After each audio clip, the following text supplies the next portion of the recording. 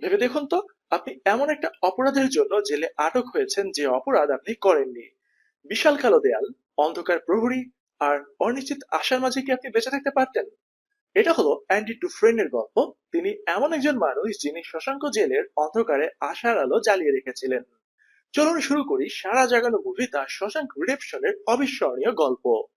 1947 সাল। অ্যান্ডি ডুফ্রেন মেইনের একজন তরুণ ব্যাংকার, যিনি সুখে জীবন কাটাচ্ছিলেন। কিন্তু হঠাৎ করেই সব শেষ হয়ে গেল। তার প্রিয়তমা স্ত্রী আর তার প্রেমিকের মৃত্যুর জন্য পুলিশ অ্যান্ডিকে দায়ী করে। কাঠগড়ায় দাঁড়িয়ে তিনি বলেন, আমি নির্দোষ, আমি কিছুই করিনি। কিন্তু আদালত তার কাছে পাওয়া বন্দুক আর শান্ত ভাব দেখে মনে করে সে একজন ঠান্ডা মাথার কিলার, এবং বিচারক তাকে দুটো যাবজ্জীবন কারাদণ্ড দেয়। মানসিকভাবে ভেঙে পড়া অ্যান্ডির গন্তব্য হয় শশাঙ্ক স্টেট পেনিটেনশিয়ারি। এই ভয়ঙ্কর জেলে অত্যাচারী ওয়ার্ডেন স্যামুয়েল নর্টন আর তার অনুগত প্রহরী ক্যাপ্টেন হ্যাডলি রাজত্ব করত।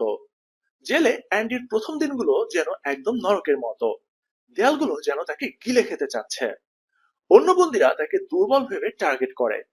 এখানে তিনি অ্যালিস রেড রেডিং এর সাথে দেখা করেন, যিনি গত 20 বছরের পুরাতন একজন বন্দী। তিনি জেলের একজন ফিক্সার, যিনি সিগারেট থেকে শুরু করে ছোটখাটো সবকিছু জেলের গার্ডদের ঘুষ দিয়ে বাইরে থেকে এনে দিয়ে কমিশন নিতেন। রেড দেখতে পান অ্যান্ডির চোখে একটা আলাদা জলজলে ভাব রয়েছে, যেন তিনি এই জেলের জন্য উপযুক্ত নন। কিন্তু জীবন গল্প উপন্যাসের মতো নয়। সিস্টার্স নামে একটা গ্যাং সহজ সরল অ্যান্ডিকে বারবার জেলের ভেতর আক্রমণ করে। তবু অ্যান্ডি মানসিকভাবে ভেঙে পড়েন না। তিনি আশা হারান না। এভাবে সময় গড়ায়, আর অ্যান্ডি তার জেলের জীবনের সাথে মানিয়ে নেন। একদিন জেলের সাথে কাজ করার সময় তিনি শুনতে পান ক্যাপ্টেন হ্যাডলি তার উত্তরাধিকার থেকে প্রাপ্ত টাকার ট্যাক্স নিয়ে বেশ হতাশ।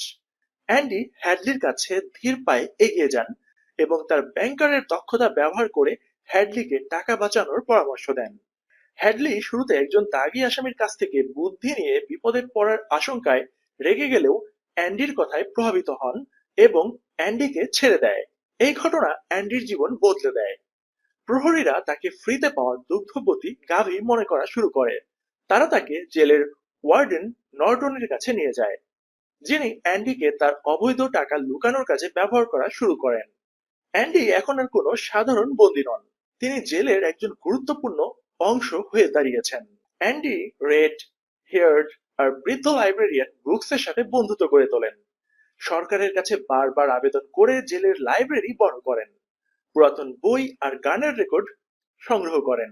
একদিন তিনি ওয়ার্ডেনের অফিসে ঢুকে একটা অপেরার গান জেলের স্পিকারে বাজিয়ে দেন।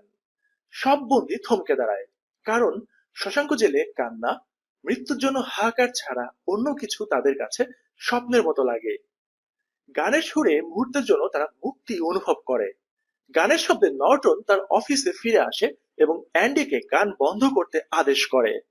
কিন্তু কিছু সময়ের জন্য অন্য জগতে হারিয়ে যাওয়া অ্যান্ডি নর্টনের আদেশ অমান্য করলে তাকে অন্ধকার কক্ষে বন্দী করা হয়। এদিকে বৃদ্ধ ব্রুকস, ব্যুরো লাইব্রেরিয়ান, 50 বছর পর প্যারোলে মুক্তি পান। কিন্তু জীবনের গোটা সময়টা জেলে কাটিয়ে দেয় বাইরের দুনিয়ায় তিনি মানিয়ে নিতে পারছিলেন না। তিনি একটা চিঠি লেখেন, আমি আর পারছি না, আর নিজেকে তিনি এভাবে শেষ করে ফেলেন। এদিকে অন্ধকার কক্ষ থেকে মুক্তি পেয়ে বের হলে সিস্টার্সরা আবারও অ্যান্ডির উপরে নির্যাতন চালায়। এবার ক্যাপ্টেন হ্যাডলি সিস্টার্সদের নেতা বক্সকে মারাত্মকভাবে পিটিয়ে একটা কম নিরাপত্তার হসপিটালে পাঠিয়ে দেয়। অন্যদিকে 1965 সালে টমি নামে এক তরুণ বন্দী শশাঙ্ক জেলে চলে আসে। বুড়ো কয়েদিদের মাঝে দারুণভাবে সে নিজেকে মানিয়ে নেয়। একদিন গল্পের মাঝে টমি বলে, অন্য একটা জেলে একজন লোক তাকে বলেছিল সে একটা ব্যাংকারের স্ত্রী আর তার প্রেমিককে খুন করেছে, ঠিক যেন অ্যান্ডির মামলার মতো। অ্যান্ডির হৃদয়ে আশার আলো জ্বলে ওঠে। তিনি নর্টনের কাছে ছুটে যান, মুক্তির আবেদন করেন। কিন্তু নর্টন, যার অবৈধ কারবার অ্যান্ডির উপর নির্ভর করে, সে তাকে ফিরিয়ে দেন। এরপর টমিকে নিরিবিলি ডেকে নিয়ে হ্যাডলির মাধ্যমে তাকে গুলি করে হত্যা করা হয়, আর প্রচার করে টমি পালানোর চেষ্টা করেছিল বিধায় তাকে গুলি করা হয়েছে। অ্যান্ডির স্বপ্ন ভেঙে যায়। অ্যান্ডি একদম চুপ হয়ে যান। রেড ভয় পান। তিনি ভাবেন অ্যান্ডি হয়তো তার সকল আশা হারিয়ে ফেলেছেন। সেই রাতে অ্যান্ডি জিও হাতানোর নামে মেক্সিকোর একটা সমুদ্র সৈকতের কথা বলেন, যেখানে তিনি একটা ছোট্ট হোটেল চালাবেন ঠিক নীল সমুদ্রের পাশে। রেড অ্যান্ডিকে বুঝান এটা কেবল স্বপ্ন।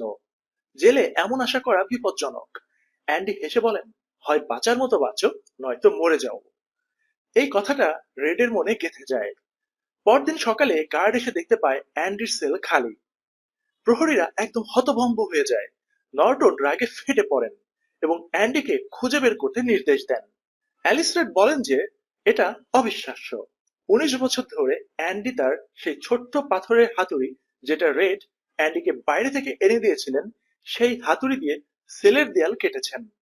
এবং এনে দেয়া রিটা হেওয়ার্ডদের পোস্টারের আড়ালে লুকিয়ে ছিল একটা সুড়ঙ্গ। বর্ষার সেই রাতে অ্যান্ডি আধা মাইল লম্বা নর্দমার নোংরা পথ পেরিয়ে মুক্তি লাভ করেন। কিন্তু অ্যান্ডি শুধু পালাননি, তিনি নর্টনকে ধ্বংস করে দেন। নর্টনের অবৈধ অ্যাকাউন্টের সব তথ্য তিনি চুরি করে সেগুলো স্থানীয় সংবাদপত্রে পাঠিয়ে দেন এবং র্যান্ডেল স্টিভেন্স নামে একটা ভুয়া পরিচয়ে নর্টনের সব টাকা তুলে নেন, যা এতকাল ধরে সেই অ্যাকাউন্টে জমা করা হয়েছিল। পুলিশ যখন নর্টনকে ধরতে আসে তিনি নিজেকে শেষ করে দেন এবং হ্যাডলিকে গ্রেফতার করা হয়। এভাবেই শশাঙ্ক জেল এক অভিশাপ থেকে মুক্তি লাভ করে। এদিকে রেড অ্যান্ডি পালানোর অল্প কিছুদিন পরে প্যারোলে মুক্তি লাভ করেন। বাইরের দুনিয়া তার কাছে খালি লাগে, ঠিক ব্রুকসের মতোই। কিন্তু অ্যান্ডি রেডের জন্য একটা উপহার রেখে গেছেন, যা মেইনের একটা খালি মাঠে পাথরের নিচে সে খুঁজে পায়। তাতে লেখা, জিও হাতানোতে চলে আসো, তুমি জানো আমি কোথায়। রেডের মনে আবার আশা জাগে। তিনি প্যারোল ভেঙে মেক্সিকোর উদ্দেশ্যে গাড়িতে চড়েন। সেখানে পৌঁছে নীল সমুদ্র সৈকতে অ্যান্ডিকে দেখেন একটা নৌকা তিনি ঠিক করছেন। অ্যান্ডি দেখতে পায় রেড দূর থেকে আসছে। দুই বন্ধু পরস্পরকে জড়িয়ে ধরে মুক্তির আনন্দে। প্রিয় দর্শক, এটা শুধুমাত্র জেল থেকে পালানোর কোনো গল্প নয়, এটা আমাদের মনের জেল থেকে একটা মুক্তির গল্প। অ্যান্ডি কখনোই ভেঙে পড়েননি। তার আশা, রেডের সাথে বন্ধুত্ব আর অদম্য স্পিরিট আমাদের শেখায় জীবন যতই অন্ধকার হোক, আশা আপনাকে মুক্ত করতে পারে। আপনার কি মনে হয় অ্যান্ডির মতো আশা ধরে রাখতে পারতেন? কমেন্টে জানান। আর এমন গল্পের জন্য লাইক আর সাবস্ক্রাইব করুন।